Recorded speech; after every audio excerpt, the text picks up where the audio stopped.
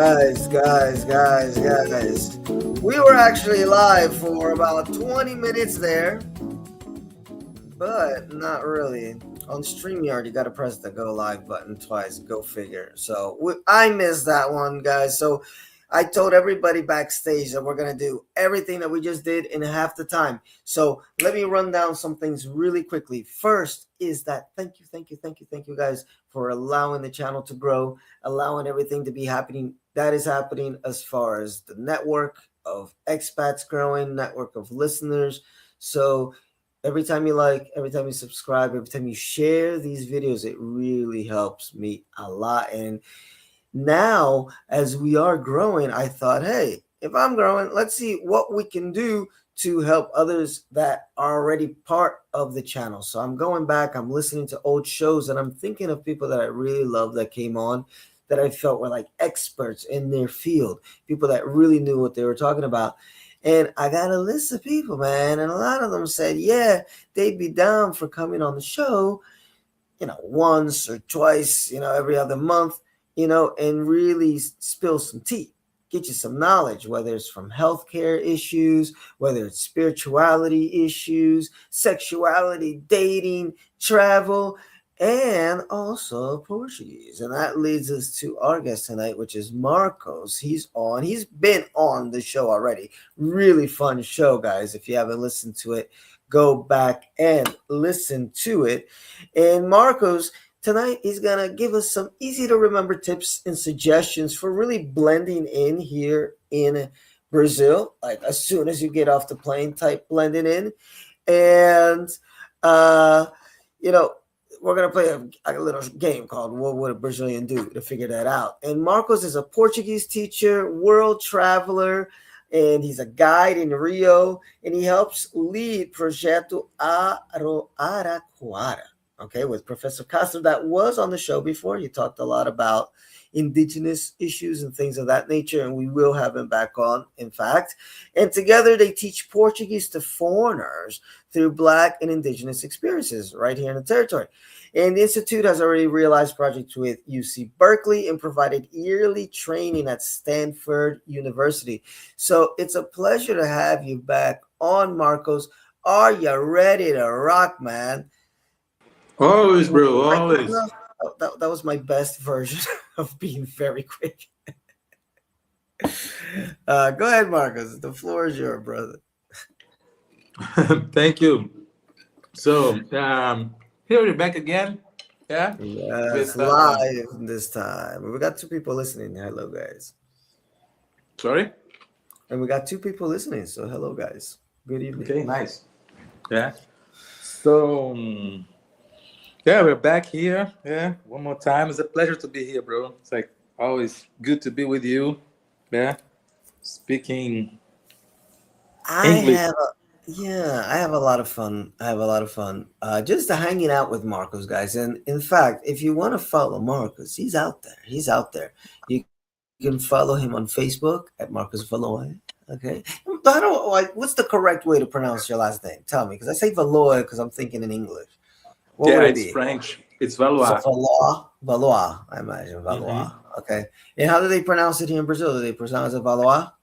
Veloz. Yeah, whatever. That's what I imagine is whatever. That's why you never corrected me, because you're probably like, whatever, dude.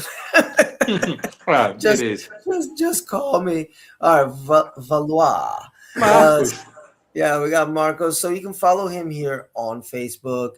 You can follow Instituto Aracoara here on Facebook also. Okay, really easy to find. If you find Marcos, you're going to find the Institute. And right before we got cut off, but I realized, oh shit, guys, we're not live. He was telling us a little bit about this project that he did. It was a literacy project for elderly people, and all these wonderful gals here, a few guys, I think, in the back. No, it looks like mostly gals, were able to get their reading certificate, which is really cool. And it's just part of the projects that he does here in Brazil with his Instituto. You can see that, up here, he showed us some of the food drive during the, Kwanzaa, able to get stumped there during the holiday season, which was really beautiful to see too.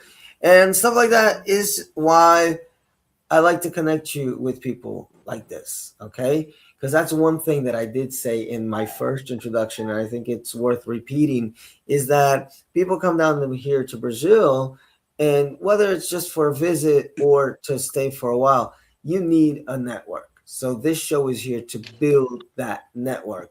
And I try to bring you people on here that are quality people that know what they're talking about, that actually don't just talk it, but walk it, right? Because that's the type of people that I like to associate myself with, and that I'm going to put on my show, right? I'm not going to put just trash on my show because my name's on it. So if you see somebody like Marcos that's offering Portuguese lessons, that's offering a guided tour in Rio and things like that, you can be sure that it's somebody that's quality, that's not just there to scam you or get one over on you. So follow him, get to know him. And that's another thing, guys. Everybody that I bring on here, they're real people that you can talk to, that you can say hi to, that are willing to put themselves out there to be helpful, just to be helpful. Okay. So build that network, and one of the reasons that the show tonight is about what it is this, Marcos. Did you see this little tidbit in the news, okay, about how more people are exiting the United States now than are entering? This is since the Depression era. We talked a little bit about that last week, but we did identify that they're not coming to Brazil necessarily. Brazil doesn't seem to have an increase in American or European immigration, but they're going elsewhere. They're definitely leaving America, and maybe Brazil can become a place in the future for more people to come in droves. Not too many, we say, not too many, but maybe just enough. The good ones. Um, but it's kind of a bad omen, right? People are trying to leave the country. People are trying to get elsewhere. And Brazil is an option. I think it's a viable option. I think it's a great option, but it's also a tough country to learn how to deal with, especially if you go to a city like Rio de Janeiro, right? So that's where we're going to play a little game, Marcos. Okay? That's where we're going to play a little game. And it's the death wheel. Is Pete there? All right. So I'm going to spin the wheel, guys. This is how this is going to work. Pretty easy. And when the topic comes up, Pete, we'll let Pete answer first. We're going to see what Pete's answer is, because he's the greener gringo out of the three. Well, you're not a gringo at all. Marcos is from here. And then I kind of have my answer, and then we'll see what Marcos says. But I'm curious as to Marcos says to what you should do. Okay, name of the game is What Would a Brazilian Do? What would a Brazilian do? WWBD. In this situation.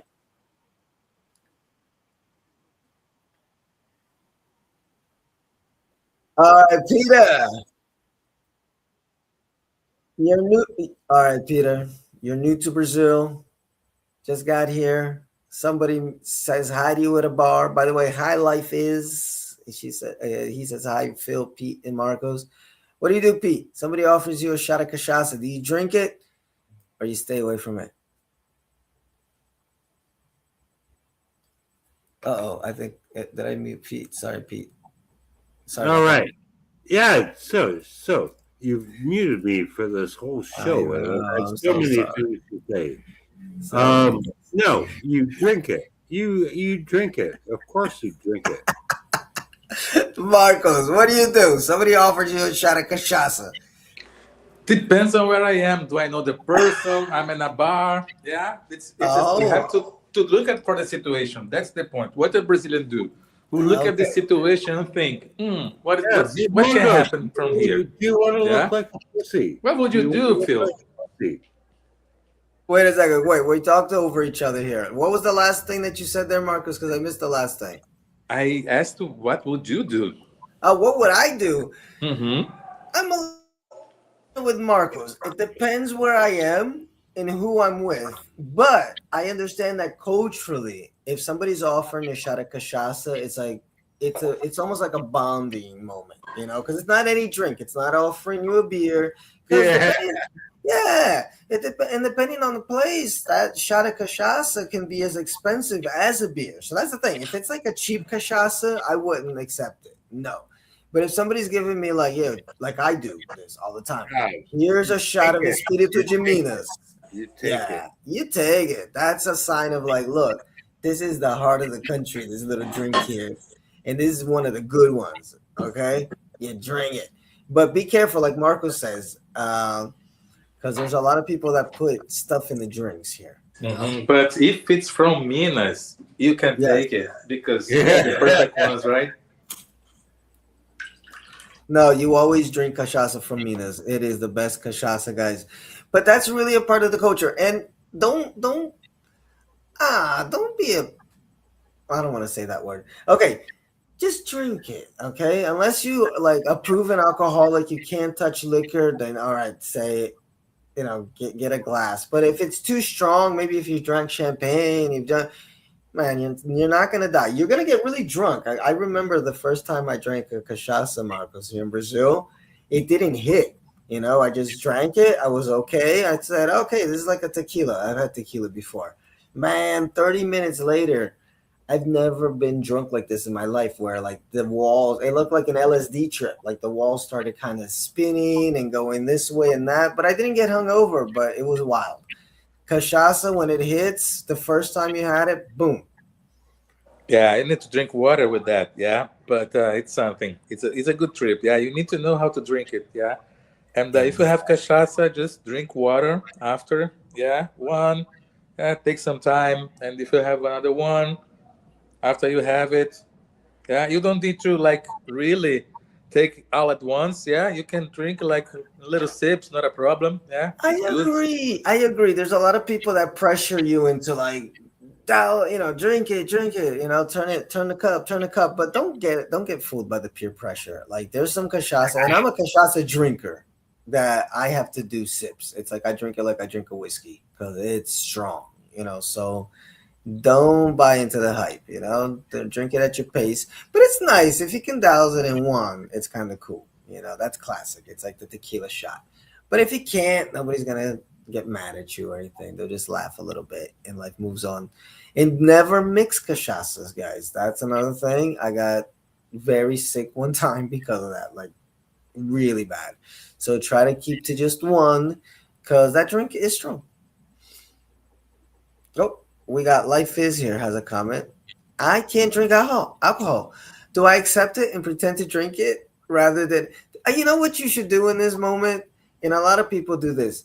Take it, yes. Let them fill the cup and then just kind of like bring it to your mouth, but don't drink it and just boom. Because Yeah, that you shows a don't little have bit of to respect. drink the shit. Yeah, yeah, don't drink it, but like just do the movement like you're giving a cheers. But here it's like it's the hand goes back as if it's going to your mouth, because then people are gonna do the shot. It's like tequila, right? And then the hand goes forward. So it's like back to drink and then forward. Do the movement. People are gonna respect it. Brazilians are cool people, man.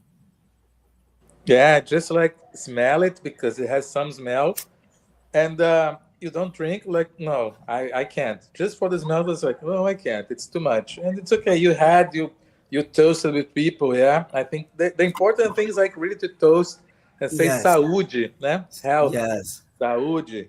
Yeah, and just be a part of it. Yeah. I, I, uh, Marcos, what you said there, I think, is so important. It's more like the ceremony of it, right? So it's like Marcos said, it's more about actually cheering and toasting. Mhm. So do you have to ingest it? Of course not. But what's cool is if you just smell it because it's so strong that even somebody that is a drinker might not be able to drink cachaça. So they're like, oh my God, that smell just turned me off already. Um, but, But the you know, taste is better than the smell, please. yes. Yeah, Well, it depends on the cachaça that you drink, yeah, but yeah. I And agree. this Look is at a this, guys, very very quickly unique here. type of Let me show you something here. This was beginning of this year. Speaking of cachaça, there we go. We had a little get together, New Year's, and that was the first time of a lot of people, drinking cachaça.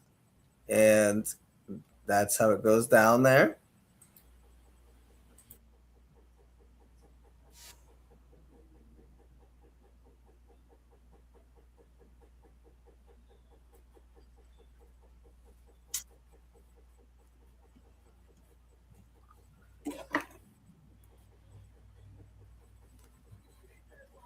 She liked it though. I think she liked it, and that could happen too. She did like. Yes, yes. And I was having my Moscow Mule, but that cachaça brand, by the way, guys, I recommend it if you want a good cachaça brand. Let me just go real quick, and then we'll go on to the next topic. Is Espírito de Minas? It's gonna show up right in the beginning. There you go, because I get them to show it there. Ah, that's a Try good one. that. That's a That's a really really good one. Yes, but it'll knock you out. All right, let's go. Next topic. Next topic. Let me go back here. Let's close that, and let's spin the wheel. Hopefully, it won't land on the same one. I should have erased it. Ooh, some Owen. Okay, a little typo there. Someone pulls a gun on you. What do you do? What do you do, Pete? Someone pulls a gun on you. To be honest, I'm going to call their bluff, and I'm pretty All sure right. I'm pretty sure a friend here is going to say that's a dumb thing to do, but no, I half the people here pull guns on you do not pull real guns, so I'm going to call their bluff. All right. And Marcos, what would a Brazilian do? Have you ever been mugged, Phil? I Really? oh, you have never been mugged. Oh, okay. No, I Good. haven't, but have you? Oh, yes, I Yes, have. Yes, yes, I have. multiple times. In São Yes, Paulo, I right? have. Yeah, I've Yeah, never had a yeah, I gun do, pulled on me. dude. Wait, wait, I wait, get wait, mugged all wait, the time. wait. Yeah, it was a bad experience, right? Yeah, it never happened to me. But the thing is like it's to be calm, yeah, of course, and try to calm down the other person and tell what you're going to do. Yeah, yeah. You want the cell Oh, phone? He was like, oh, I'm going to take you my were cell phone describing the here in this calm pocket. mugging, dude. Yeah, Wait, and Pete. Wait, Pete. Get a second, Carlos. because your audio is screaming out. So when you come in All like right, that, all right, I can't understand a all right. thing that's being But I really said. want to pick Carlos's head here. All right. So Marcus, get ready. Your head is about to be picked. Yes, Go ahead, Peter. yes. So, like, there's two sorry, different types of muggings you it's get. my turn. Yes, I'm talking to you. I'm asking your questions about muggings, which you've never had.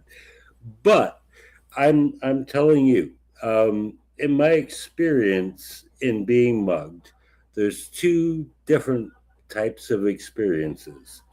Okay, so the first is they come to you as your friends, right? They come to you as your buddies. Like, oh, I'm just your buddy. I'm gonna introduce you to some girls. I'm gonna show you around the town. Like, you're obviously a gringo, so I'm gonna show you some places. And they come to you as your friends, and then they get you off the beaten path, and then they mug you. That's basically Uh, how it happens. uh, Peter, wait up on the second half of that. Marcos, can you hear me? Because Marcos is saying that he can't hear you. Yes, I can hear you perfectly. And Peter, talk. Say something. All right. So the other half of this experience is they just fucking Can you jump. hear? Can you hear Peter, Marcos? No, not at all. But can he Uh, hear me? I can can you hear hear? you. I can hear you. That's weird because I can hear Peter also. But he's explaining this one type of mugging, which is where somebody can kind of lead you on and then take you to another place. And then that other place is where the robbery or something happens. So that's scenario one. And then the other scenario, Pete, is somebody just jumps you. Yes. Yes. Okay. So then what's the question related to that? Um. Why hasn't our friend experienced these things? Okay, that's a good question, Marcos. So Pete wants to know why it is that you haven't experienced either type of mugging. Like what has kept you safe in Brazil, basically? To stay away from mugging. Yes, Dude, I think there's a lot of factors, yeah, that put me away from mug. But I think it's like one is to, I think, is to know how to walk on the streets. I agree. There are some codes. I don't know how it works in São Paulo for Rio. Yeah, but for example, here I don't live in the tourist area in Rio. Yeah, I live in Mm, Zona Norte. Yeah, and yes. all the touristic areas at Zona Sul. Yeah, Yeah. so there Yes. are some codes here. For example, you never walk. Yeah, late at night. Yeah, you never walk Mm. on the sidewalk. You walk on the street, That's but insane. almost at the That's sidewalk. insane. So you can see who's coming, and people can see you I agree. coming. Yeah. So this is something that I always do. Yeah, and this is like automatic for me. And since I was like teenager, I do it. And I think this is a fact. Yeah, you need to see who's coming, and people need to see you. Yeah. So it's like pay attention to places. Yeah. And you look at places like maybe not this one. Trust your instincts. Yeah. Things like that. I think that's the idea. Never happened to me. Yeah. But I pay attention. Yeah. Like I Yeah, got always you. try but to that's Pete, look what's Pete, insane. Pete, happening. You Pete, Pete, Pete, Pete, I had to mute you. Look at your WhatsApp, brother. Look at your WhatsApp. I had to mute you. Because you're cutting, and when you're cutting in, it's just really, it's just this, like, rah! It's like that. So please, just speak. Oh, I like it that you're interacting, but it's the audio issue. And whenever you're cutting in, it's just destroying. You can't hear what Marcos is saying. You can't hear what you're saying, and it's just an audio mess. So please calm down a little bit. But all right, gentlemen. Sorry, I had to play producer. I had to play evil producer for a second there, but it was really bad. Okay. So I have unmuted. Everybody's out of the timeout chair. Everybody's out of the timeout chair. I put everybody back in. So yes, please. All right. So guys, I've been in a few muggings. I think it depends on the situation. So I'm half what Peters said, where calling the bluff, and I'm kind of like what Marco said. It's just be smart. Walk on I never walk on the sidewalk after late at night. I walk in the middle of the street, even here in São Paulo. Oh, sorry. Depending on where you are, you kind of know dangerous areas and non-dangerous areas. And then tell me if this is true, Marcos, because I believe this to be true. Like, people go to Rio every day, and there's muggings, yeah, there's robbery, yeah, but it's like people go and they come back. They go and they come back, and nothing happens, and they do that a million times over. And I think what happens in Rio that people confuse a little bit with muggings and danger and this and that is that, yes, there's the stuff going on up in the favelas, which is very, very violent. But then when you're in the South Zone, when you're in the tourist area, it's rare, unless maybe you're walking down a dark alley, that somebody's going to pull a gun on you and like something very violent is going to happen to you. Like, you don't see a lot of news stories of like tourists shot dead on Copacabana Beach. Like, at least I don't remember seeing this that much. It's more tourists get shot because he took Waze and took a wrong turn and went up to the mole, and then the guys, okay, that's a different story. So just chill out a little bit and just be careful, because what does happen is what happens in a lot of major cities, a lot of pickpocketing. Like when I went to Paris, that's the first thing they warn you about. Watch your back pockets, be careful, they're slick. So in Rio and also in Sao Paulo, there's a lot of little kids on bikes. They run and they'll snatch your purse, they'll snatch your phone, and it's gone. They're fast. And you think you see the kid and you can run them down. Hey, you ran them down. Guess what? He already passed the phone over to somebody else. You can search that kid. He's gonna have nothing on him. So they work in little teams. So just a matter, like, be like what Marco said. Be smart. Be aware of your surroundings, and realize that in Rio specifically, I think more than in Sao Paulo, I would watch it with the jewelry and the stuff, because Rio is a beach city. It's more relaxed. And Marcos, if pop in, please. It's a little bit more chill than Sao Paulo, and Sao Paulo is more of a business city.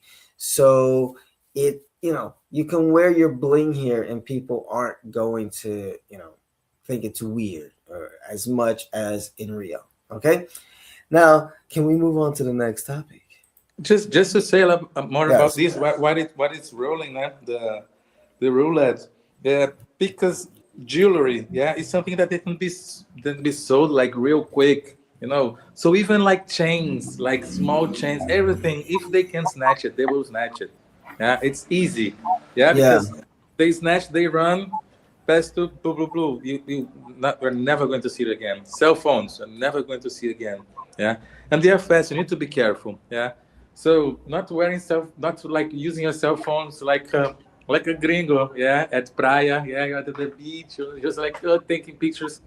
Yeah, I remember at Lady Gaga's concert. Yeah, there was Lady Gaga here last year, and this year will be Shakira. Yeah, at Copacabana Beach, free. Yeah, amazing. And I remember that I've seen a lot of people like getting the cell phone snatched.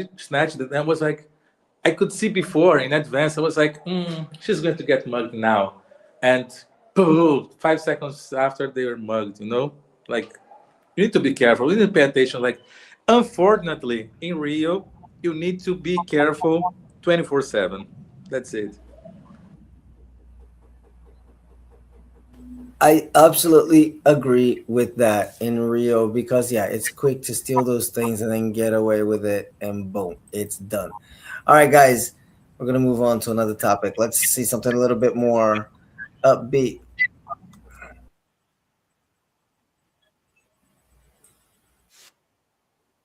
Uh-oh. You're running late to meet your friends. What would a Brazilian do if you're running late to meet up?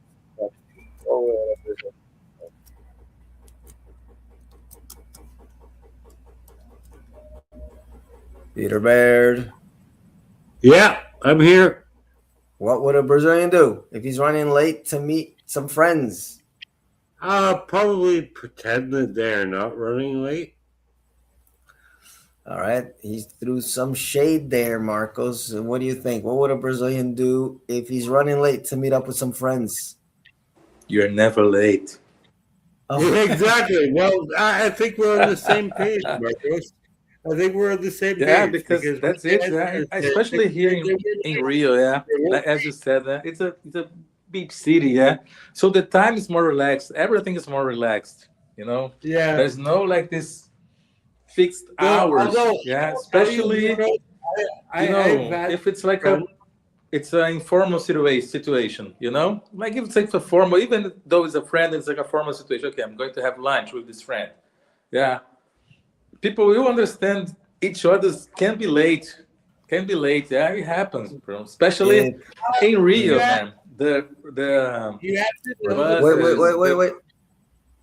Go ahead, You have to Marcos. know the person the because, like, buses and the I swear to metro, they God, don't have like a schedule. Yeah, they come when they wanna come. Y- so Yeah, it's yeah, this no, takes the city like no, you cannot no, plan no, your no. arrival. Yeah, it's like you're never late. I agree with you. I think Pete's on a delay. That's the only explanation because you guys are talking over each other. What were you gonna say, Pete? Yeah, I had this friend, or a really good friend. I mean, I was kind of dating her actually, and she was really strict about times.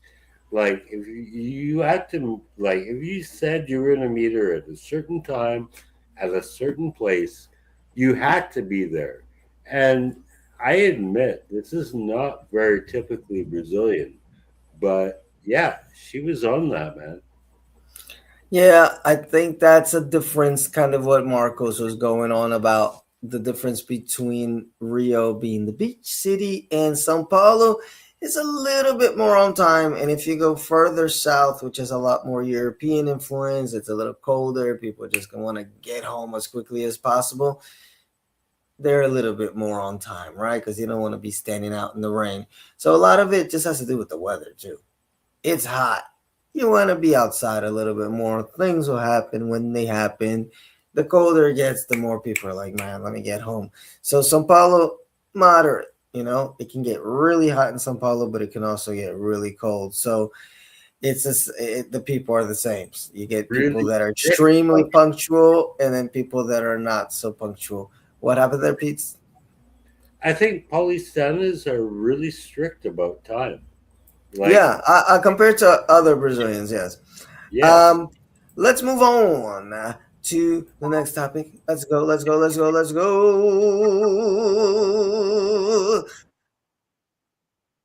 Oh wow! Oh my god! A religious experience. A group of well, it is a religious experience when a group of Brazilians start singing "Parabéns pra você." It'll happen at any time. It'll happen in a subway. It'll happen in a restaurant. It'll happen between four cars on the highway.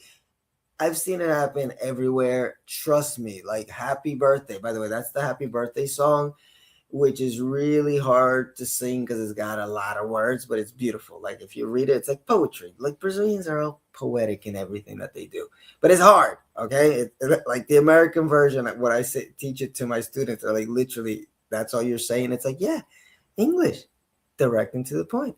Anyway, this happens a lot. And sometimes it's not just parabéns, it's just like a random song, especially in Carnival. One of my best memories of Carnival was a few carnivals back. I had to buy something at the little OXXO, like 7-Eleven type store, and people online just started singing Spice Girls. Yeah, everybody wanted to be my lover, and it just that's what happened, and that's what happened, and I started singing the Spice Girls too. So that is very much a part of Brazilian culture. That music just begins anywhere. Oh, one last thing before I get to Pete. What do you do in a situation like this, Pete? Uh, is when I was in Salvador. Like this one takes the cake. I wish I had filmed it, but you got to believe me, guys. I'm sitting on the patio, the little Airbnb, whatever hostel. A bus passes, and there's a full samba band inside the bus, and they're not like little pagode saw like, and it wasn't even carnival time. It was like June. So I'm like, what the hell? But I love it. Like that's part of Brazilian culture. Shit will go down at any time if it's musically related. So Pete, what do you do when this happens? I just roll with it. I I think mean, what else can you do? What else can you do? exactly. What can you do? Marcos, what does a Brazilian do in a situation like this?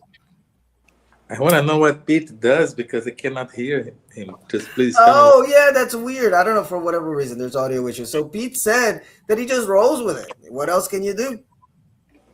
Exactly. If you know the song, just please sing the song. Yeah, and just Yeah. try with try Yeah, to it's just catch some words, and one phrase or whatever. Yeah, try to catch and sing it. Yeah, because it's as I said, it's a religious experience. Yeah, we love music so much that you want to do it. Yeah, you want to be there also. Yeah, amazing. yeah, it is amazing when music starts. And I remember a while back, I used to be friends with this Irish dude. He was a photographer. And it's weird the people that you're very close to at one point in your life and then, going. But real cool guy. And he specifically would come to Brazil because of the footage that he got, but also the music. And he always was attracted to the musicality of Brazil because he described Ireland as a very musical country too. And having known a lot of Irish people, even played in Irish music circles in the US, guys, I'm really into the Celtic music and everything. And yeah, I'm down. And you realize Ireland is very musical, different than maybe other countries around Europe, where just music is just very much a part of the language, culture, everything can end in a song. And I like that Brazil kind of carries that. It has and it's rhythmic music. And I think that kind of connects the Irish with the Brazilian music because they both do have a very, very nice rhythm to them. But anyway, let's move on because the night is getting on. So let's try to do maybe one more here just to close the night.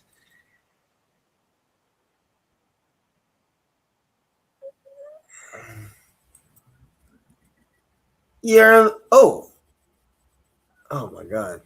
You're invited to a 4 p.m. barbecue at someone's house. What do you do in a situation like this, Mr. And do Baird? you show up? What time do you show up? Yeah, I would say about 6 p.m. All right, so about 6 p.m., Peter says, Marcos, what do you say? I think 6 p.m. is a good time. Yeah. But if you want Yeah. to help a little bit, you can be there at 5. Yeah. And if you know how to Okay. light the fire, you know, if you want to know If you how know to do how to light the something, fire. I'll yeah. light the fire, light that barbecue up. Okay. Uh, If you know how to do it, just get there at 5 to help, like something's to happen. And that's okay, it. so what happens if I show up at 4, Marcos? I think not even the host will be there. Yeah. Yeah. Been there, done that. Yeah, been there, done that, Pete says. Yes. I have already told my dirty little secret because I hate going to parties. I'm really like, I got a lot of social anxiety, which I'm finally like just being open about. People invite me, like a guy just invited me to a wedding. I really love him, and I just told him, yeah, I can't do it. Let's have a beer. Uh, and he's a really dear friend. So I'm just coming out. I'm coming out of the closet. Yes, I'm not going to your birthday. I'm not going to your wedding. I am not going to any of your parties, but I still love you. Uh, and so, what was I gonna say? I forgot. Oh, so my little trick when I do sometimes, because sometimes you can't escape it. It's just like, all right, I gotta go. Show up really early. That's what I do. Like if the party is at 10, I'm there at 9:45 to help. Like I'll do the Marcus maneuver, but I'll do it American style, which is come before the time that's set on the RSVP to help. So I'm there an hour early, helping, setting up, da da da. 10 o'clock comes, maybe one weird aunt shows up, so you feel like you're socializing a little bit. And then by the time it's 11, 12, when the actual guests are arriving, I'm like, man, it was so good to see you. I love you. Till next year. Happy birthday. And I'm home. So that's my trick. If you're not into parties, show up on time. Okay. Or even earlier if you know the person. All right, Marcos. And Good. know that you're not going to eat a lot of meat, actually. Yeah. Because you'll be about beers. Yeah. Yes. And the best is even at children's birthday parties, which is the weirdest thing. The children's birthday party is just an excuse for adults to just get drunk as hell and Yeah, just drink that, all that, the that was skulls. the best thing in China, man. In China, children's birthday parties were the best, man. They take you to your daughter's like 13th birthday party, and like parents just get fucking plastered. Yes, it's pretty much the same here in Brazil, right, Marcos? Like it's just Yeah, a lot of yeah, skull. Bring the skull. yeah. No, I go ahead, Marcos. Go ahead. No, because I cannot hear him. You have to tell me. Ah, you can't hear I me. Yes. cannot hear. Yeah, we got a weird audio issue tonight where Mhm. Marcos can't hear Peter, but I can hear him. Hopefully, you guys out there can hear him. Let me I know in have the a problem. comments. Craig says, "What's up, everybody?" Craig, I was talking to him just the other day. Nice to talk to you. I got to get you in on that information. I will. So, Craig, we're talking to Marcos tonight about what a Brazilian do in certain situations because sometimes there are cultural faux pas. Things that we think are the same just because when you do get to Brazil it's not that different. I mean, if you've been to Florida or you've been like to one of the Caribbean islands or something, you're like, okay, it's not like going to India or something like this completely different culture, except that it is, as you start to really get into the culture, you realize, oh, wait, this is not how we do it back home. And you got to roll with it because you're here, right? You're not back home. And so that's what Marcos and us and Pete are talking about. We're talking about what are these little baby steps, what you do in certain situations so that you kind of blend in. Like it makes it feel like you studied up a little bit. So tonight is study class. And we're always going to try to invite Marcos back to talk more about things like this, even give you some language tips, different ways to say hello, just basic stuff, just to kind of get you prepared for um, for what the country is and all the different experiences we can have down here. So, guys, we're going to move on because I'm having fun. I hope you guys are having fun. I am. Down. And let's move on to walk into a small shop. Seems like a really innocuous little thing there. But let's see, Pete. What do you do when you walk into a small shop? Well, what kind of shop is it?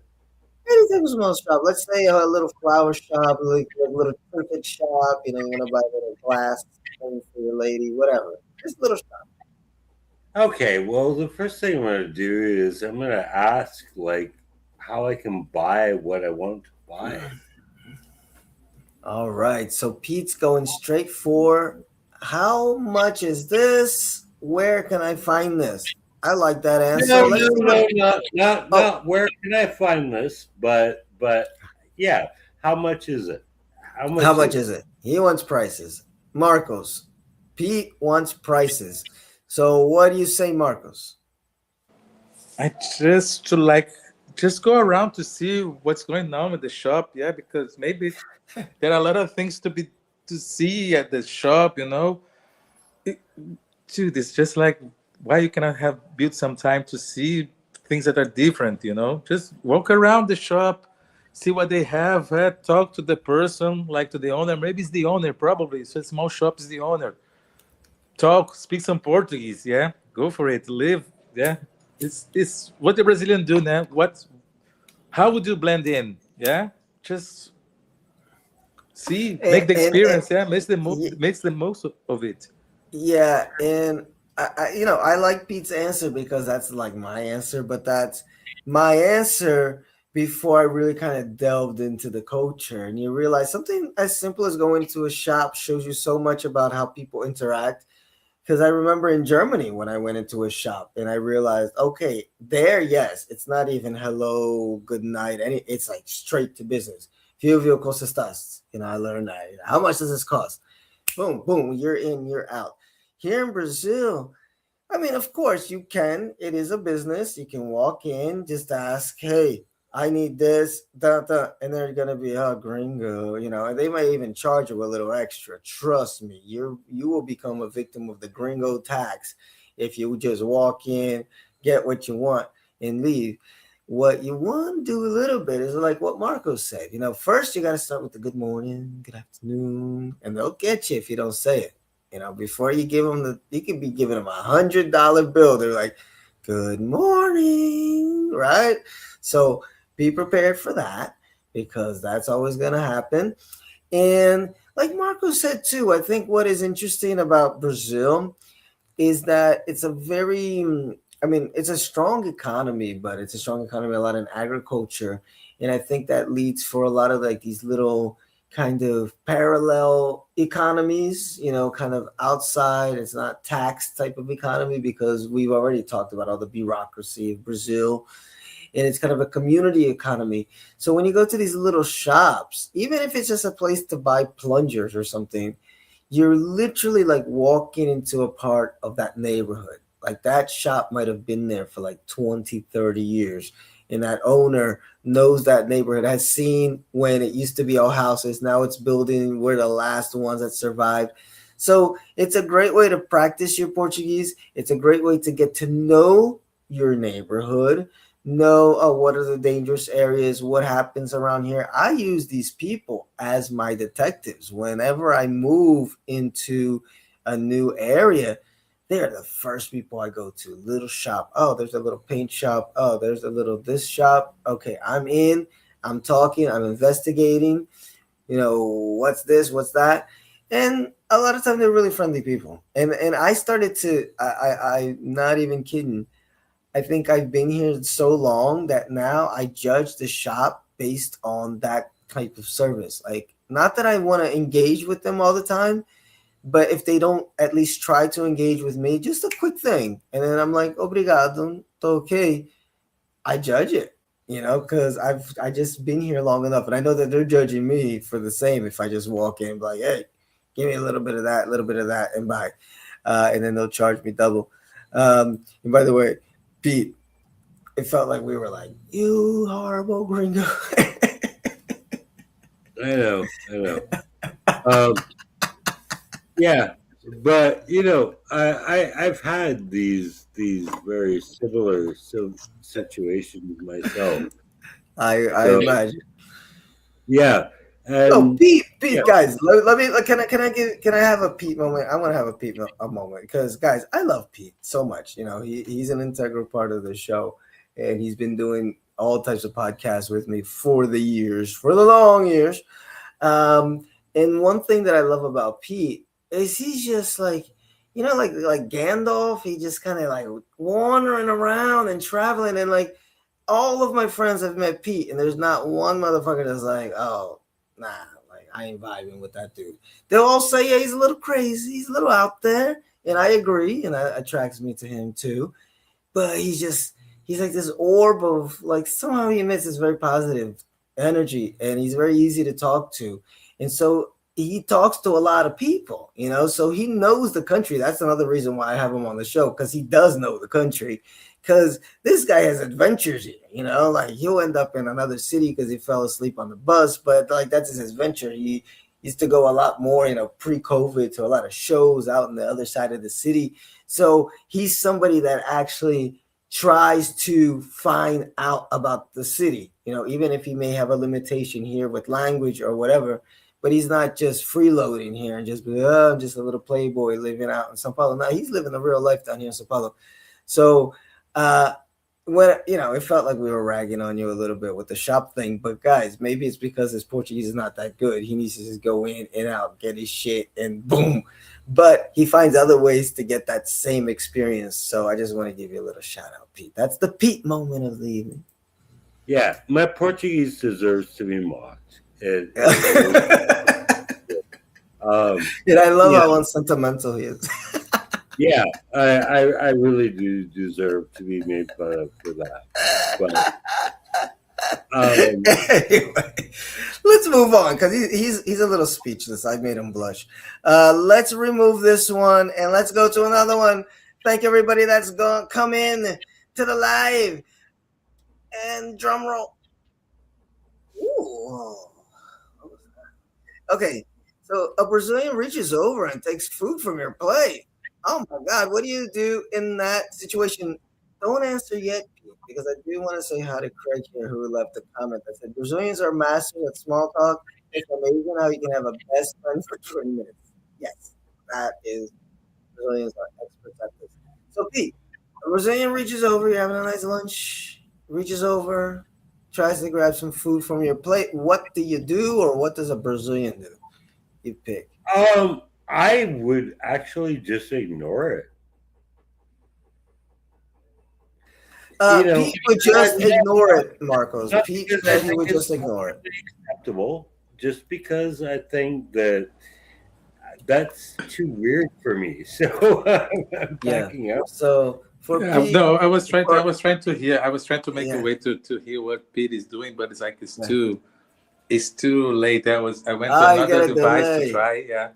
You got a delay. You're trying to Yeah, listen to a I try. live. I'm trying No, it's to, fine. to hear him. Yeah, but yeah, he would ignore.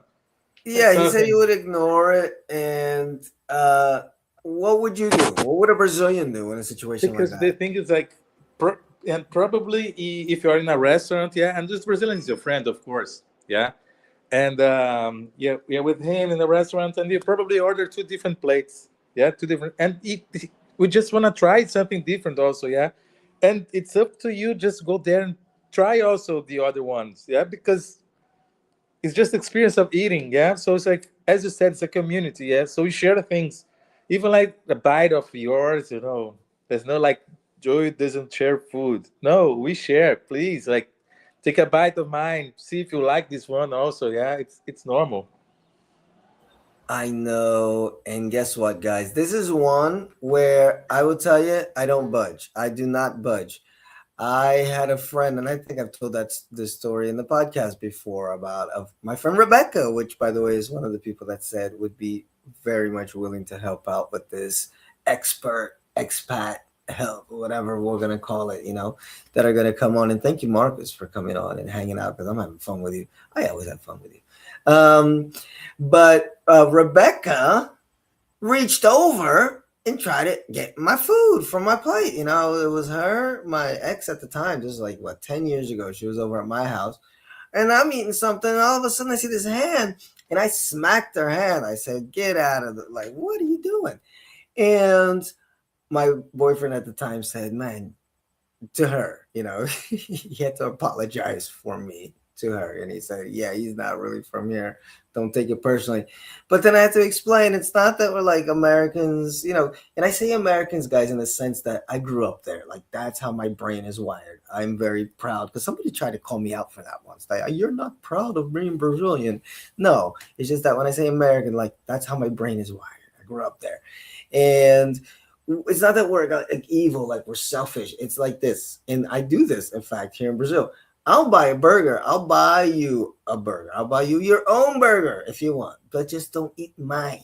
Okay, it's a different mentality, but you got to get out of that mentality if you come to Brazil because people will be picking at your plate.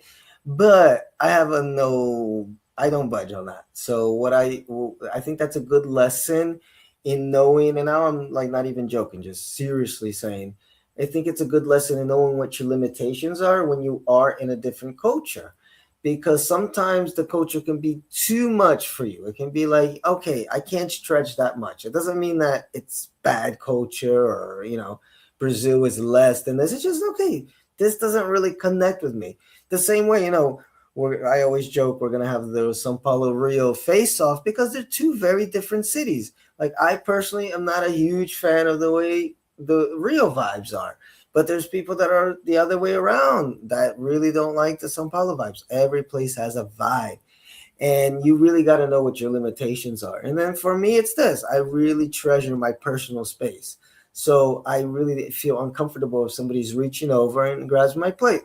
So I limit what I eat, I limit where I eat. I don't eat out a lot with Brazilians because of this. Or if everybody's ordering one of those little entree things where they pick it apart, that's one thing. But then if we're all ordering food, I make sure I order a burger because nobody's picking at my burger. So I make decisions, conscious decisions, which makes it more difficult for Brazilians to reach over and eat my food because I just won't compromise on that.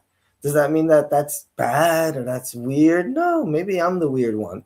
But I think it's a good lesson in compromise and being able to even explain that. Like, I've explained what I explained about American culture many times to Brazilians, and they get it, and then they're cool. They're like, we eat, and they just realize, yeah, I'm gonna order my spaghetti, you're gonna order your fish, and we're gonna eat our own dishes, and it's cool, and we have a good time. So it's a good moment, sometimes when you have a clash like that, to kind of mature and be with mature people too that will understand that and be willing to be like, yeah, cool, dude, I won't reach into your plate. I think I can survive not reaching into your plate.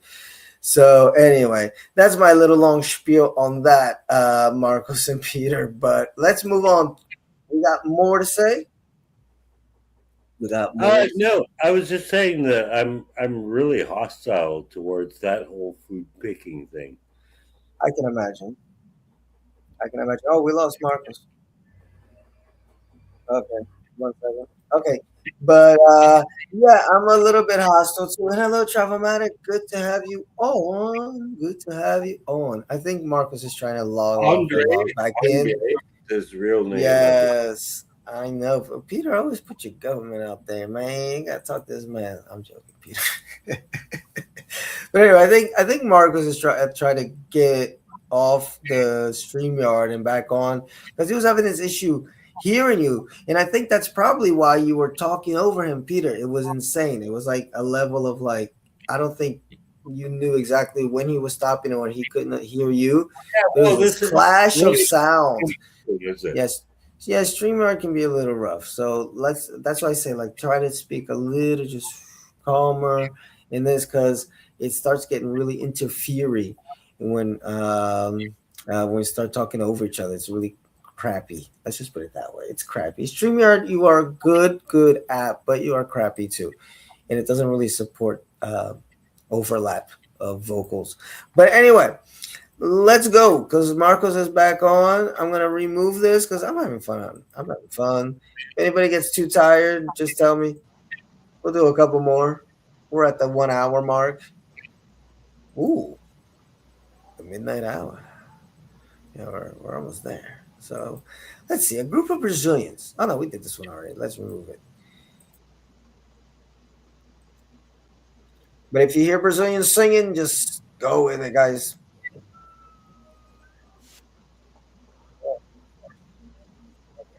this is different, guys. This is different than being mugged. I'm mugger. Sorry, guys. I wrote that down. Not a mugger, ask for change, but a beggar asks for change. Okay. So you are sitting at the restaurant, just having a beer with buddies, having a good time, and invariably a person or two might come right to your table. It's not like just at the traffic light or anything, and be like, "Senor, so tem os dois reais para mim." You can't even understand the dude. So you got an option, right? What is your option? You're gonna ignore him? You're gonna talk to him? You're gonna give him some change? What do you do in this situation, Peter? Ah, I, I ignore everything. I ignore everything. I'm really good at that because, my Portuguese is not that good. So, and when there's a situation where Portuguese is involved, I tend to just back out, and I put myself out there as the gringo. And it's the funny thing that our topic here is blending in, and the things I blend in on most are so inappropriate. Like I was doing eye surgery a couple weeks ago, and the doctor was like, "Are you fucking homeless?" I mean, that was really what he said to me. He's like, "Are you fucking homeless?" Oh my. Yeah, yeah, and I was like, oh, fuck you, you son of a bitch." But I mean, I looked at myself and it's like, okay, I don't really present the best image, so perhaps he had reason to think that. So, okay, fine. That's the conclusion he arrived at. Yes, But in general, like I blend in better than I should. I get you. So basically, Peter's saying he doesn't worry about it because he can't tell him and the homeless guy apart. All right, Marcos, it's on you. What does a Brazilian do? So there are the things like now it's very rare that we have like money on us, like cash, because of fix This and is everything. true. Yeah, as a Brazilian, yeah. So we have Yeah. fix, so we have no money anymore. Yeah, and Yeah, but when you say you have no money, you mean you have no cash. yeah, I have no Yeah, cash. Yeah, I yeah. have money like Right, I you have. have ticks. You have Yeah, Oh, I you have. guys Yeah, I can have hear each real. other. Hallelujah. You guys can hear each other. Yeah, man, Okay. I fixed it. I tried something different here. That's why I Oh, was look at out like real quick. I was like, dude, let me try this. Boom. Yeah. and Marcos. This is a good moment. And look at the segue here. This is a good moment for something that we want to do in the future with Marcos, which is teach you some cool words that can help you get around and help you understand people. And I think one of them is a good one to explain this. I think you did, what is it called? A gambiaja. Is that the word? Gambia is a good word. Yeah. Gambiaja, guys. How do you spell that? Let's just put it. We'll have a little Portuguese moment here. Gun. B. I think it's very phonetic, right? Maybe two R's like that. 2 hours. Yeah, Gambiaja. 2 hours. Yeah, so the gambiarra guys, it's just when you MacGyver something. The Brazilians are like MacGyver, so you're gonna MacGyver the shit out of stuff down here, and that's what gambiarra means. I think that would be the direct translation. That's the slang that we use in English to MacGyver something. But anyway, yeah. Why did I put this one on here? One, Marcos makes a great point. Is that there's not a lot of actual cash going around, but it doesn't change. I keep saying muggers because I wrote that by mistake, but I mean beggars. Homeless folks. They're smart, so they know. Oh, can you pay for this? Can you get? Can you pay for that? Can you pay for that? And it can get a little annoying. I'll tell you that much. Okay. I And I always used, also make a face. I just make a face. I yeah. was like, man, sorry. I apologize. I was like, oh, I'm sorry. That's I can't. I can't now. Yeah. I just say like, I, guys. That's it. Today I bought $2 worth of tomato sauce, Yes. and like it was like I think it was a buck 92, and they didn't have change. They didn't have 10 cents of I change. know change is missing these days. It's going to become a moneyless society, but it doesn't change the fact that people are going to ask you for stuff on the street in Brazil. Just a fact. Okay, they're going to ask you to buy you a food, buy this. If you have change, you may have change because some people do have change. If you go out to the suburbs and stuff, not everybody has got the big old banks, so they walk with 20, 10 reais, which is good to have in case of a mugging, just to walk around with cash, right? Because it's easy. Boom. Yeah, Um, but gringos tends to have some money, yeah. So don't e- walk with like big money. Just walk with like Exactly. two, 5 reais. Yeah, have the bills. Exactly. 5 reais Exactly. bill, 10 reais bill. But five, you can give 2 reais. It's okay to give 2 reais. They want 2 reais. Yeah, that's the idea. Exactly. Yeah, yeah. This is my first mugging experience. Like I've been mugged like at least Wait, wait, 8 times. wait. But we're not mugging. We're not talking about mugging. We're just talking about people. Because I wrote it by mistake. I wrote mugger there, but I meant to say beggars. Okay, so when a beggar asks you for change, and I think it's very important that you make that contact. You know what Marcos just said, and that's the reason I put that up there. Because if you just ignore somebody, like you might do in the U.S., if somebody just asks for money, you're like, yeah, okay, you give them the hand, like you talk to the hand, right? If you do that here in Brazil, I mean, you can kind of, depending on your body type, if you're a big ass motherfucker, blah, blah, okay, you can maybe get away with that. But the average person, if you ignore, it's seen as very offensive, even to people that aren't homeless. Like the people watching you, they're going to be like, how impolite. Like you didn't even say hi to Yeah, the guy, you yeah, know? So I think that's very important. That's why I put it out there because it can save you a lot of trouble. Because if you ignore, that's when the dude or dudette is gonna be. Then they're gonna pester you. Then they're gonna be like, "But sir, but look, but se consegue, you can buy a beer, but you can't buy a little thing. You can buy this, but you can't do." And before you know it, you're instead of giving like Marco said, like a €2, you're giving like 10 or 20 just to get away from that person. They're not dangerous. You're not gonna get mugged, or speaking of mugging, you're not gonna get mugged or anything, but they can become a nuisance. And it's almost like, all of us were teenagers at one point. The one guy at the party who's always bumming cigarettes, and you're like, fucking hell, dude, like, buy a pack. Like, just save a little bit of money and buy a pack. Every once in a while is okay. But it's like every single time, right? That's what it becomes like, but like street level, everything level. You're walking down Paulista, you're walking down, I don't know, in maybe the main street, Copacabana Avenue there in Rio.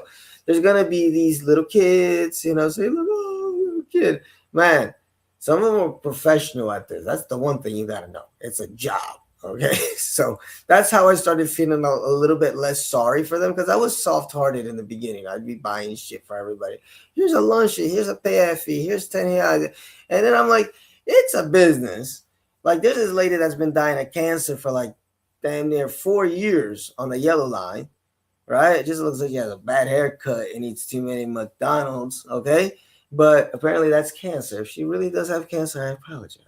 But it doesn't look, it's a job for some people. Get the little kids out on the street doing this stuff. So then I became a little bit less, about really giving money. And two is when I met a guy from Nigeria that was here, and he said something that like it really hit.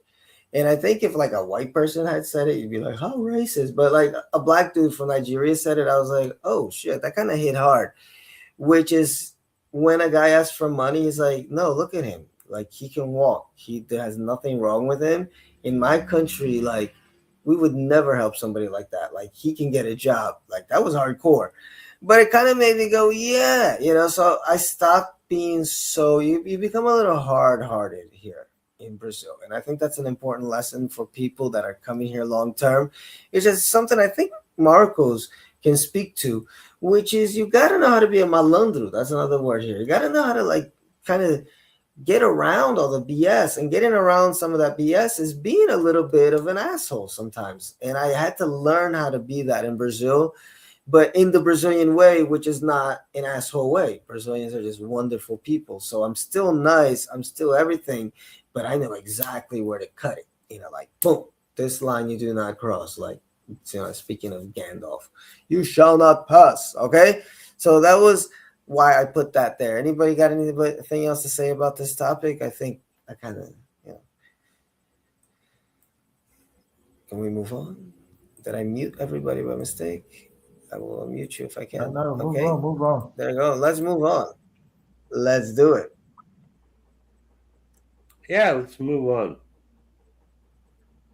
We did this one already, so we just got three more. We got three more.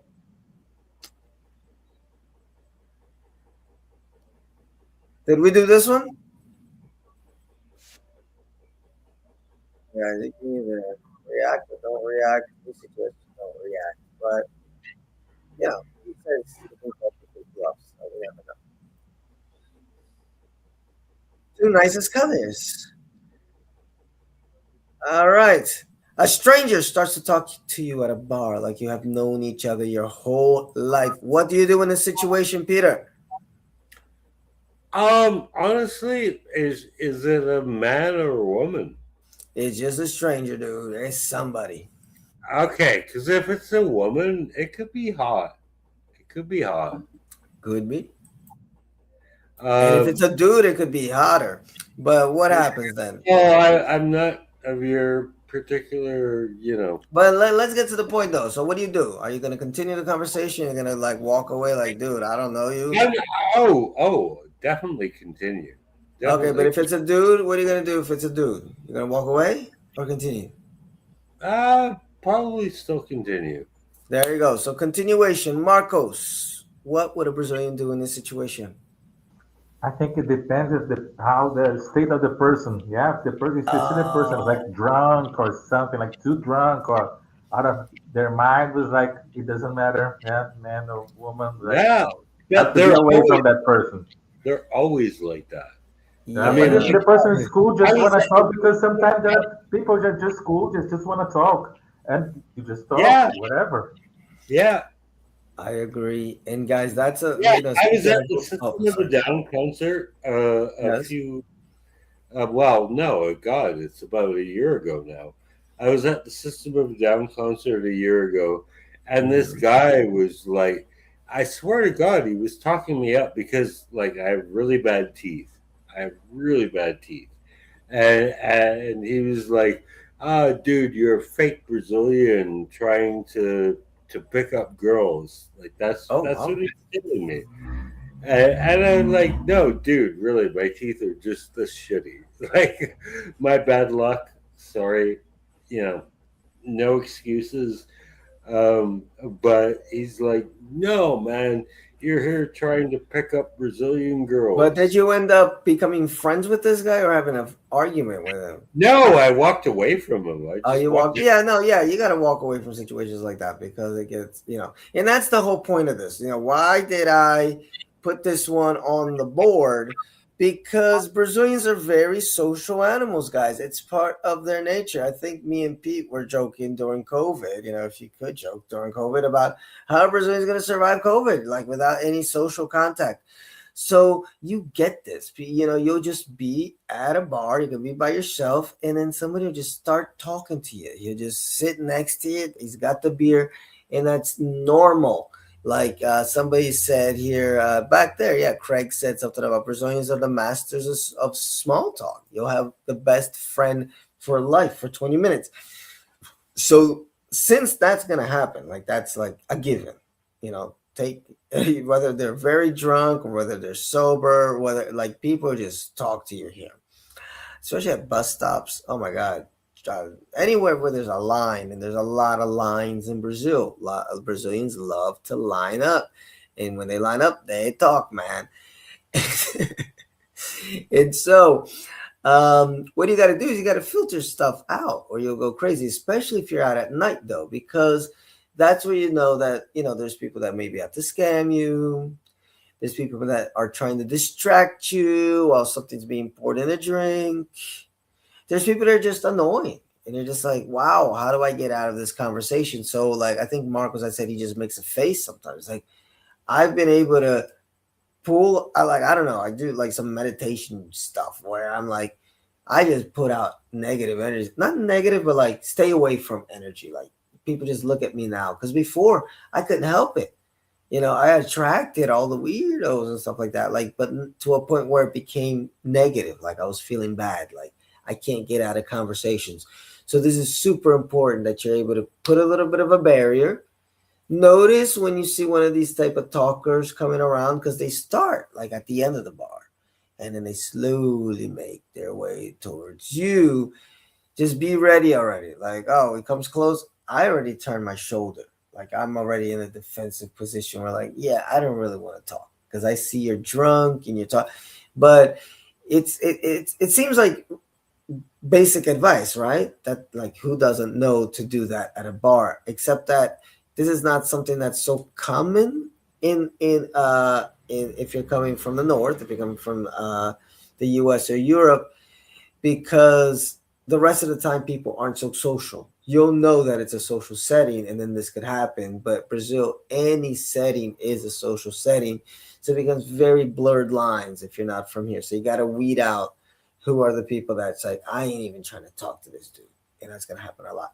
Now, let's try to finish out, guys, because it's getting late and I got to get up early. We got one more.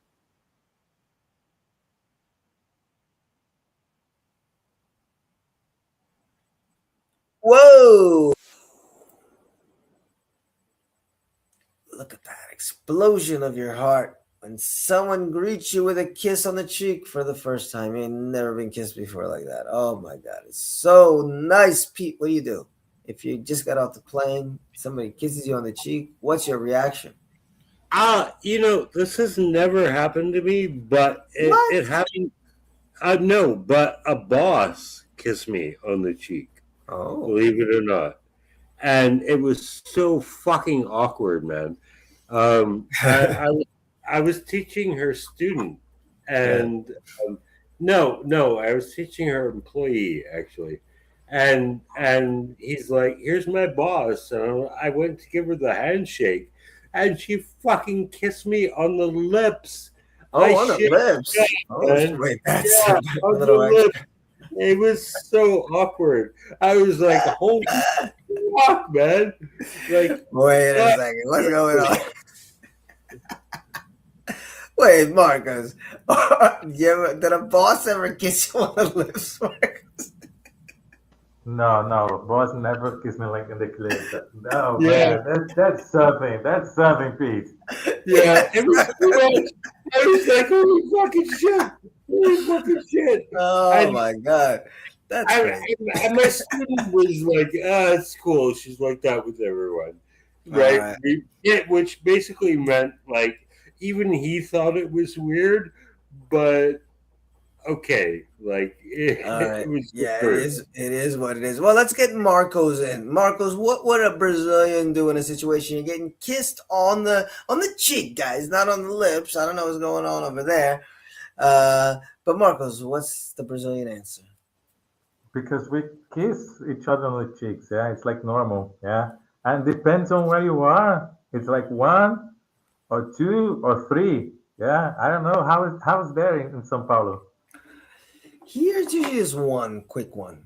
It's a quick one. Sometimes I think they'll give you two, depending if it's more interior, but usually just one. Boom, right on the right cheek. And yeah, right. Yeah, that's it. Right cheek or left cheek. Yeah, that's Yeah, something. Yeah. usually because here they kind of you shake the right hand and they pull you in for the kiss, you know. But I've heard there's states where they do like three or four. I think Rio Grande do Sul. It's like boom, boom, boom. Yeah, I remember, I have some older family from Recife, from the Nordeste, older family members, and usually there it's two. I remember very clearly having to give a kiss on both cheeks to like my older aunts and avos and stuff like that. So it depends. So guys, I think this is another one where it's cool to test your limits. I'm not comfortable with that. I'll let it slip every once in a while. I'm not like against, kissing people on the cheek, but it's just not my thing. I've just never been into like really close contact with people. So I just extend my hand. I've managed to do that. Nobody ever complains about it. So like, it's one of those things that's 100% a thing, but it's also 100% not a thing. Like if you don't kiss somebody on the cheek, it's not the end of the world. Especially like newer generations. Maybe I remember I had a friend of mine that every time I saw his parents, I made it a point to kiss both his dad and his mom on the cheek. I just saw that as a sign of respect. Nowadays, younger generations, like it still happens, but people, I think, because it's global, whatever it is, people just see different cultures do shit different. Younger kids, whatever, they're just like, whatever. I I remember haven't when we kissed. met, I gave you like a big hug. I know, and I felt weird. I was like, whatever, but I love Marcos. I was like, whatever. But yeah, like for me, that's weird. But it's Brazil. That's the thing. Like it slips every once in a while. Like if I get hugged by somebody, if somebody gives me a kiss on the cheek, it's like whatever. Yeah, I survive. But if I can avoid it, I already come with my hand outstretched. But Marcos is a tricky motherfucker. He caught me by surprise. I was like, oh, he's just gonna say hi, and I'm like, ah. But I'm like, nah. But this is my dude, so he is I forgiven. couldn't help. I know, dude. You're a good dude. Anyway, guys, we're gonna wrap it up. We did a nice little hour and some change, which is the usual run time here. Uh, and guys, remember Marcos. Where you can reach him, Marcos. I'm gonna put up your stuff again, but tell a little bit more. I'm gonna mute us here, and you tell us a little bit more about what you do. Down here in Sao Paulo. Oops, no, that's Pete's forehead there. I wanted to put Marcos on the main screen, but Marcos, yeah, you can talk there. The stage is yours. Yeah, so here, me and Antonio, yeah, that has been here before, talking about indigenous people in Brazil. Yeah, we have an institute, yeah, called Aracoara, yeah, and you can see it, still showing there. Yeah, so Instituto Araquara, yeah, we teach Portuguese for foreigners. Yeah, this is our main stuff. Yeah, teach Portuguese for foreigners, and we provide also some experience for these foreigners. Yeah, this is Antonio. Yeah, saying things. Yeah, like teaching things even in English. Yeah, for people. Yeah, so and that's part of it. Yeah, they're doing this for Portuguese for foreigners, but we go for in company and we teach English, yeah, for Brazilian people also to communicate, yeah, starting communication. And Instituto Araquara has many like arms, I would say, yeah. And can we talk about Kwanzaa real quick? Yes, yes, we talked about Kwanzaa at the start of the show here. So let me go down to those posters. I was trying to get down to it, but it's a little bit further down here. Starts right here. Some of the posters. Hmm. So this is some of the start of it here, guys. So you see that. Yeah, Kwanzaa, by the way, just before you go on, just so people have a little bit of context. Well, one, it is celebrated worldwide, but it's gotten bigger down here in Brazil since I've been here. And that's something that we talk a lot about in the show. Like, since I've been here, where you see much more Black representation everywhere. Started in the magazines because there was zero in the magazines when I first got here. São Paulo, I'm talking about. And now you see it, you see more Black faces everywhere, more expressions of Black culture from wherever it may be. And one of those things is Kwanzaa. I went to a nice Kwanzaa celebration here about 3-4 years ago. It was really beautiful. So when I saw that Marcos was involved in this, I had to really help, and really support it. So talk about it, man, because this is beautiful that you guys are doing this. I was talking, I was muted. I muted myself. So during this Kwanzaa, yeah, it's a week between the Christmas and New Year's. Yeah, we provide for 3 nights. We provided 50 meals each night. Yeah, for 3 nights. Yeah, during this period, and it was beautiful. Yeah, because it's like so rewarding, right? It was an amazing thing that we did. Yeah, and we had a little help from Phil and other friends. Yeah, that yeah, just it was beautiful. And Guys, so these yeah, are them uh, wrapping up the stuff, getting it ready to go out and, feed some people, which is really nice. Always very nice. Actually, Pete, were you there, Pete? Yeah, Pete and I went and did this a few years back, guys. if you can find ways to give back however you can. Yeah, we got a video up, me and Pete going out there. So, I can only speak for Sao Paulo and stuff that's going on here in Sao Paulo. If you want to help in some way in the Rio area, like, yeah, because I wouldn't know how to do this in Rio. I'm not from there. Just the same way Marcos probably wouldn't know how to do that here in Sao Paulo because he's not from here. So we help each other. We all network. We all try to help folks and give back to the community as much as possible. Because this is really Yeah, nice. you had me muted. Oh, I'm sorry, dude. Yeah, so yeah, we did that fucking volunteer thing with your Yes, little nephew, and it exactly. was really great. It was good to give back to society. Yes, because we've taken so much. Uh, Marcos, Yeah, and what there's about, also the oh, sorry. tell me. No, I I was was going gonna, to talk exactly about the ladies, yeah, studying. yes, the literacy program. Yeah, so we have like also a literacy program. Yeah, that's the literacy program. Uh, Yeah, it's a favela just like two blocks away from here. Yeah, where I live. So me and Antonio, we just implemented in a very small room there. We just there like we want to teach people how to write and read.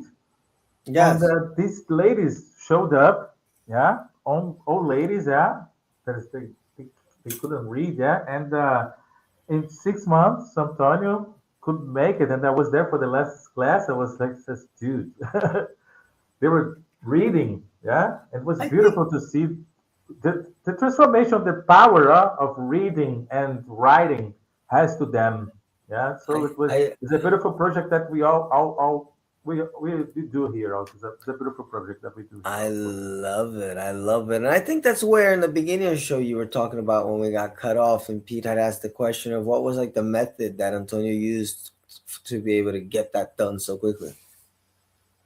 And we have Paulo Freire. Yeah, Paulo Freire was Yeah. a very big guy here in Brazil. Yeah, talking about education, how literacy should be done. Yeah, but because it's a different experience for different people, literacy. Yeah, how to learn Hmm. how to do it. Yeah, and it's from their experience. Yeah, in the favela, what they will do.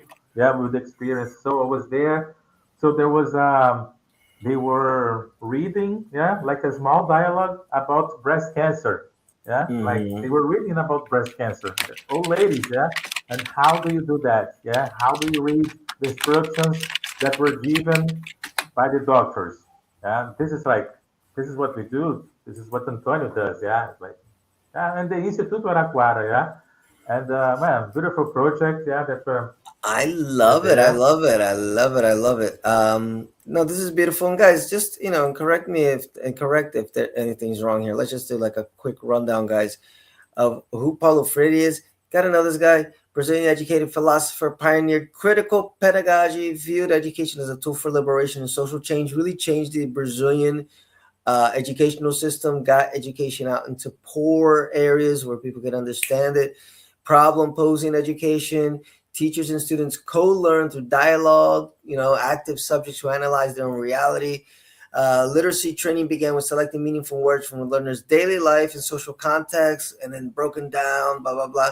So it's a very active, it's a different way of learning, which is very modern, which people use to this day.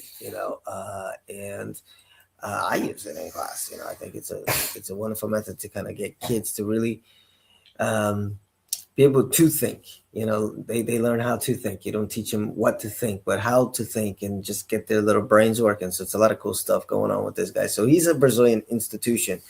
If you come down here, you definitely hear about this guy at some point. So I like that you did this because this reminds me of when I was like 18, 19, I did a similar project in the US, ABL, Adult Basic Learning. And part of it was literacy learning. So it's really cool to get these people to do this because, folks, you learn how to read or write. The illiteracy rate in Brazil is so high. I don't know if you know the number offhand, Marcos, but I know it's like astronomically high, and that gets that cuts people out of a lot of opportunities. They're functional literates here in Brazil, illiterate, sorry. They can't, they maybe they can read their own name on a card. That's about it. And they just make it. They make it. It's a lot of tough people down here, and they just make a life, and they just try to get their kid to do a little better than they did. But it just takes longer because there's so many barriers, and one of them is education. So what Marco's doing is literally changing somebody's life. It's the same way me and Pete feel when we teach somebody English and we know, wow, we have just changed this person's life because now they have the opportunity to get a job like that they would never get before just because they know a damn language. That's crazy, right? And it's the same way with literacy. That's why that's so important. Because you know how to read, man, that is a whole new world. All right, Marcos, I've kept you on long enough. I want people to follow you. Okay, look at this project is wonderful.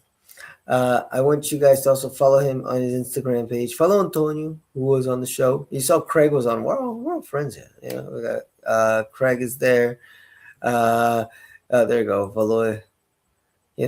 Follow him over here, and you see that he's posting a lot of stuff from his institute, and you're just gonna get to know what's going on. And by the way, Antonio, because we mentioned him a few times, and that was a really nice episode that he did of the Brazil Expat Journal, and I learned a lot. That was one of those episodes where I just shut the F up and was like, wow, I went on a viagem. That was really nice.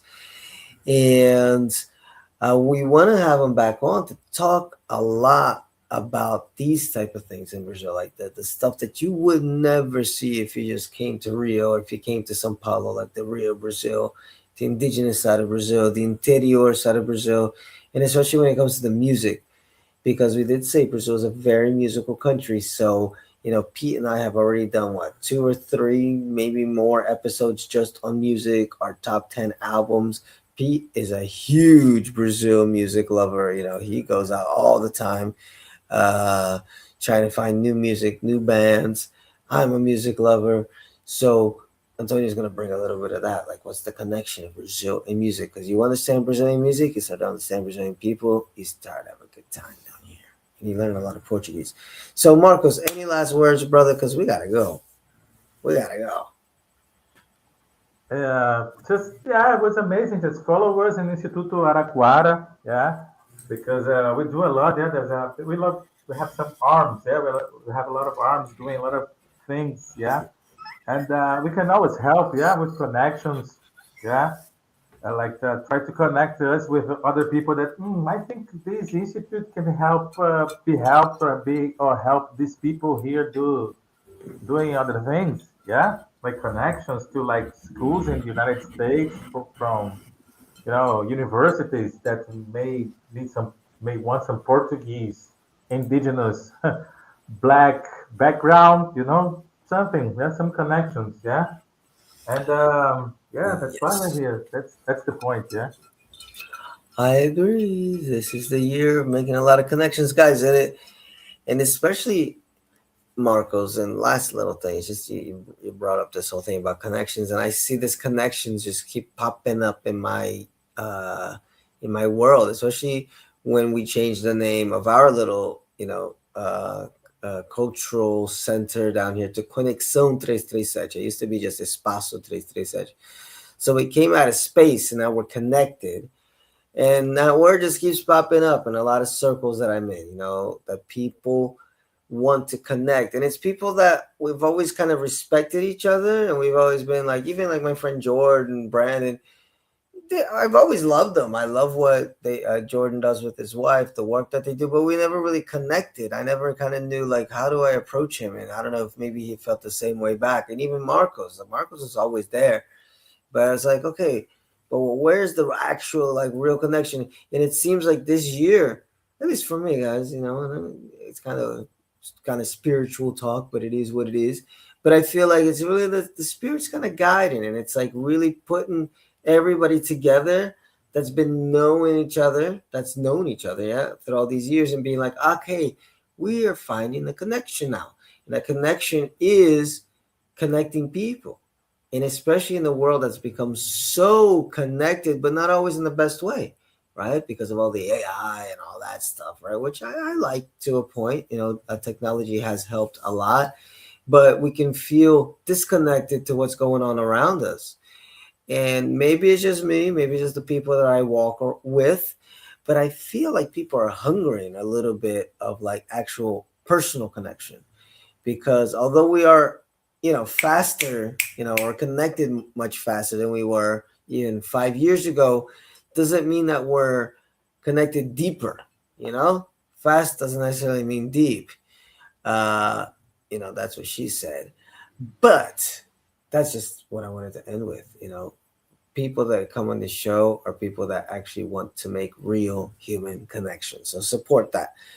Guys, it's time for some outro music. It's late. Phil may have drunk a little bit too much wine, and we got to go to bed.